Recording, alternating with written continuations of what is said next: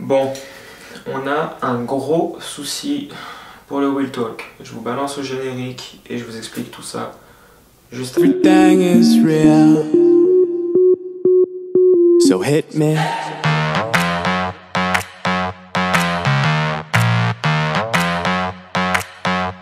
So hit me.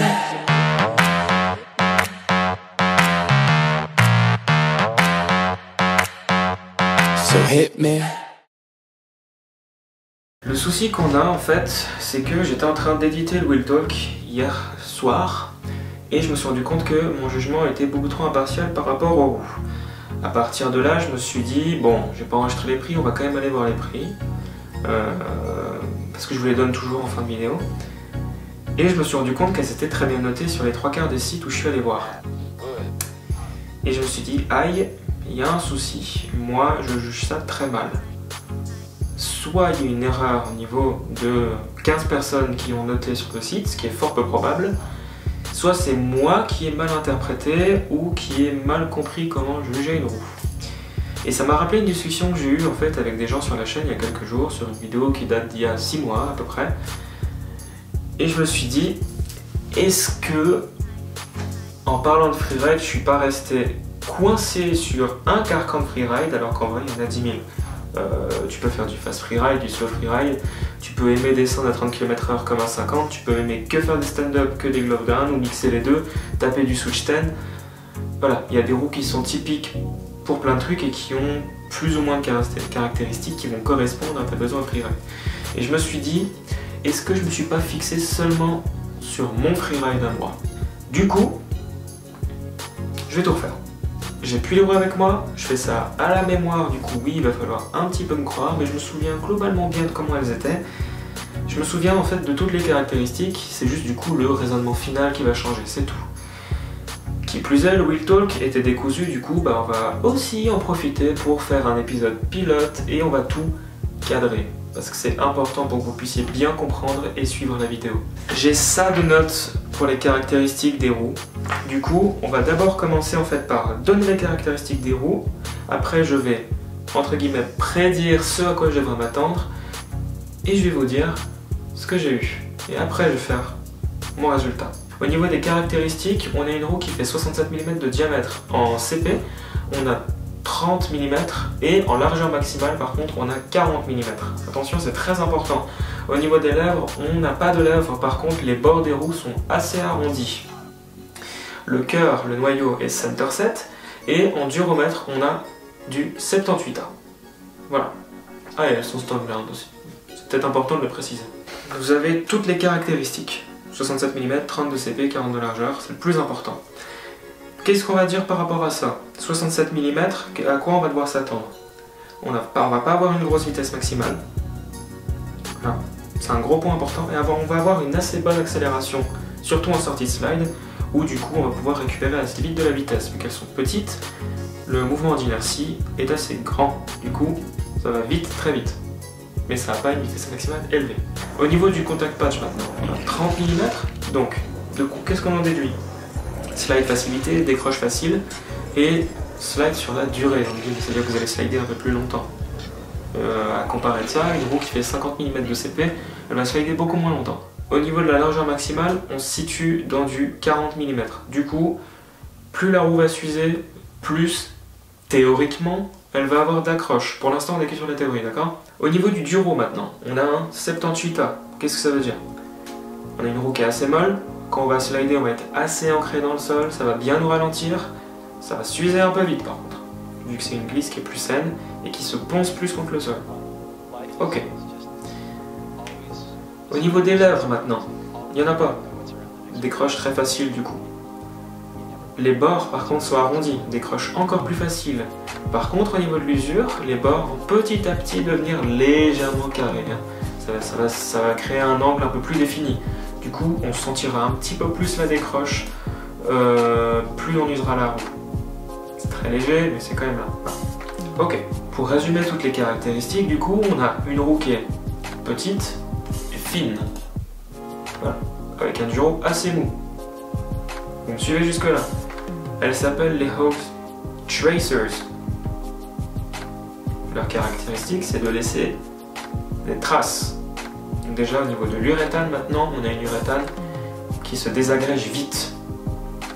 Ensuite, c'est du 78A, glisse saine, qui se désagrège vite.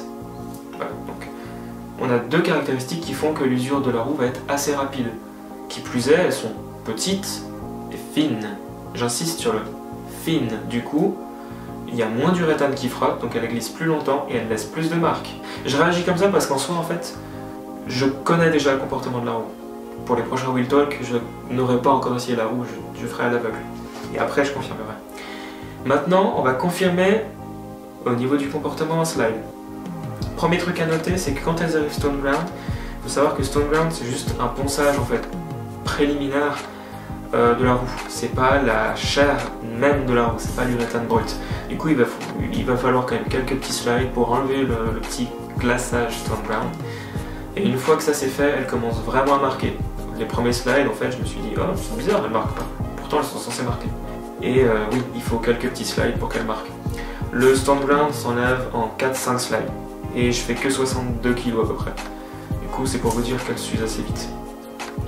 Au niveau du comportement maintenant de l'uréthane, eh bien, on va retourner sur ce que j'ai dit dans les caractéristiques. Quand je slide, elle freine assez bien. Elle glisse bien, attention, elle glisse bien, mais on sent qu'elles nous ralentissent. Parce qu'en fait, elles vont juste s'écraser contre le sol pour marquer, elles vont s'arracher un petit peu. Et ça va se voir particulièrement après une quinzaine de slides où je me suis rendu compte qu'elles commençaient déjà à connaître. Photo. Et j'ai dû simplement les inverser et puis les pivoter pour qu'elles puissent s'user de manière régulière. Donc la première chose à savoir, c'est que si vous tenez un petit peu à vos boulons de truck, vous allez un petit peu les user avec ces roues parce qu'il faut assez souvent les tourner. Au niveau de l'usure maintenant, quand il fait chaud, elles vont vraiment marquer fort. Pensez bien que si vous achetez ces roues, c'est que généralement vous voulez marquer le sol et puis vous attendez pas trop à ce qu'elle dure. Une roue qui feint, généralement, c'est une roue qui s'use vite. Et ça a été le cas pour la Hawks Racers, qui est réputée pour feiner et qui est faite exclusivement pour ça. Au niveau de l'usure de la roue, on a vraiment commencé à retrouver en fait une définition plus sharp, plus à angle, comparé à avant où c'était vraiment arrondi pour faciliter le slide.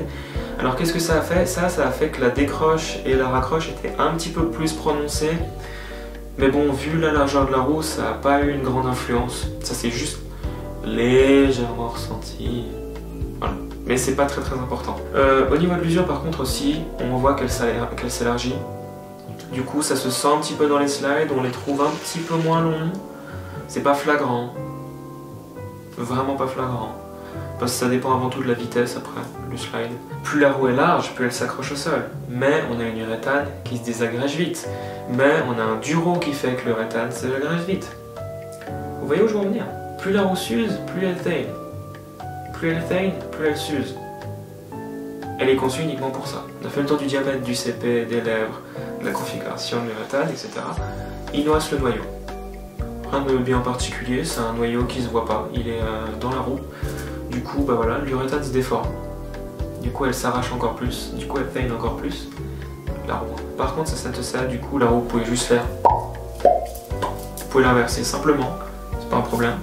Les Butchables faisaient aussi ça, si jamais, pour les anciens qui ont eu les premiers Wheel Talk. Donc voilà, c'est très bien pour le freeride, en tout cas pour un freeride léger. Mes déductions, on y arrive enfin. Quand j'ai testé ces roues, moi je me suis dit bon, allez, on va essayer d'aller un petit peu plus vite, on va faire, alors pas du fast freeride parce qu'il faudrait que je sois à 60, et les pentes autour de mon village ne me permettent pas du tout d'aller à 60.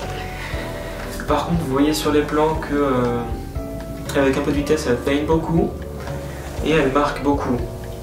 Et je me suis retrouvé quand même à faire une bonne session de 3 heures à cramer 5 mm. Soyez-en conscients, c'est tout. Je vais pas donner de jugement là-dessus, mais soyez-en conscients. C'est une roue qui s'use vite, donc il faut pas s'étonner. Mis à part ça, le nom Hawks Racers, ça devrait un petit peu vous indiquer que trace, trace. C'est une roue qui s'use. Je la recommanderais pour du slow freeride personnellement. Parce que bah voilà, après au niveau en fait, du comportement en slide, elle est très saine. Vu qu'elle est à fond ancrée dans le sol, elle est très saine. En accroche en virage, laissez tomber. Elle accroche pas. Hein. Slidez de face, faites des stand-up, faites des glove down de face, c'est bien. En virage, si vous commencez à faire des épingles et tout, bah, au lieu de tourner, vous allez juste slider tout droit en fait. Hein. C'est vraiment une roue qui est pas faite pour ça à mon avis. Du slow freeride, c'est bien. freeride en ville sur des petites pentes bien sympas, tout chill. Donc pour le prix, j'ai trouvé chez SICK la roue à 37,15 €. J'ai trouvé sur le site de Landiats 47 $. Et j'ai trouvé chez Skate Deluxe, qui étaient les seuls à avoir la roue en Suisse, après j'ai pas farfouillé au part, hein, j'avais la flemme, 49 francs. Voilà, donc vous avez une roue qui est à 50 francs. Vous avez une roue qui est connue pour feiner, qui s'use vite. Pensez juste qu'elle va flat spot. C'est le seul bémol que j'ai à donner. Après, elle est super bien pour les prendre en slow freeride. Elle slide de manière assez contrôlable et de manière quand même assez longue. Vous pouvez slider assez longtemps parce qu'elles sont fines. On a fait le tour de cette roue à mon avis. Je pense qu'on a suffisamment dit dessus. Je vous ai dit les prix juste avant et où je les ai trouvés. À vous de voir si vous voulez l'acheter ou non, mais pensez bien que ce sont des très bonnes roues pour des petites pentes détentes. Voilà les amis, ce Wheel Talk que vous avez attendu touche à sa fin. Si il vous a plu, n'hésitez pas à laisser un like, ça ferait super plaisir. N'hésitez pas à mettre en commentaire une roue que vous voudriez que je teste, des commentaires que vous avez peut-être aussi sur la roue en elle-même, sur la Hawks Racers. Si vous avez des compléments de savoir à partager sur le rétan, allez-y, cette série est là pour ça. Voilà, lâchez-vous. Partagez la vidéo, comme ça, ça me fait plaisir à moi et puis peut-être que vous ferez plaisir à des gens en la partageant, allez-y. Abonnez-vous à la chaîne et cliquez la cloche aussi, c'est très important pour moi, comme ça je vois que vous êtes là et on crée une communauté de freeriders et de dancers. Go! Il faut que la longboard soit connue aux yeux de tous. Je vous fais des bisous et je vous dis à la prochaine pour une nouvelle vidéo.